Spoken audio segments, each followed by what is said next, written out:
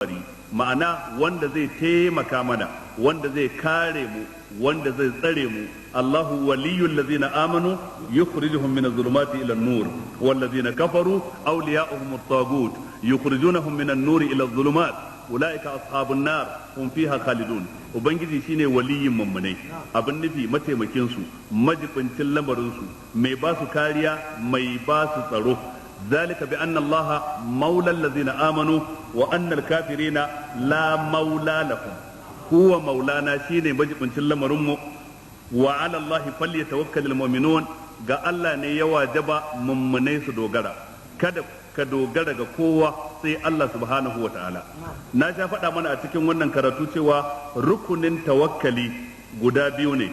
Rukuni na farko sakankancewar zuciya, cewa duk abin da na samu na amfani daga Allah ne, abin da kuma ya shafe ni kishiyar haka to kuma shi ya kaddara.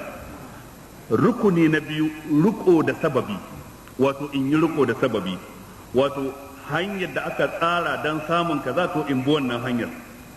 Dole sai mutum ya mallaki gona da irin shuka, in an yi ruwan shuka sai ya je ya ɗauki sungumi da iri ya shuka, sai ya yi noma, sai ya yi maimai, sai ya yi kaza kafin da damana, kafin da kaka ya ce zai girbi wani abu. To wannan shine sababi, sai in yi riko da sababi. In na yi riko da wannan sababi, sai ubangiji ta'ala ya bani dausayi a gonata, ya bani yabanya, ya bani kaka mai albarka. To kare in dauka dabara ta ce da iya noma na, da iya sa taki, da kaza dina. A'a, lallai farkon al'amarin daga ubangiji ne, ni dai kawai na yi riko da sababi. To wannan shine rukuni guda biyu na tawakkali.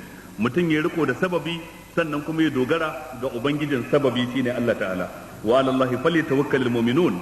Qul, sai da su, wato su munafikai waɗanda suke jiran wa mummunai wani abin ki ya same su, wa yatarabbasu bikum ad-dawa'ir, wato suna jiran wani abin ki ya same ku. Ce da su, hal tarabbasuna bina illa ihdal husnayn, shin akwai abinda kuke mana jira ya same mu in ba daya daga cikin mafi kyawu guda biyu ba? Ba wani abin da kuke jira ya same mu fa sai ɗaya daga cikin mafi kyawu guda biyu. Mafi kyawu na farko shahada.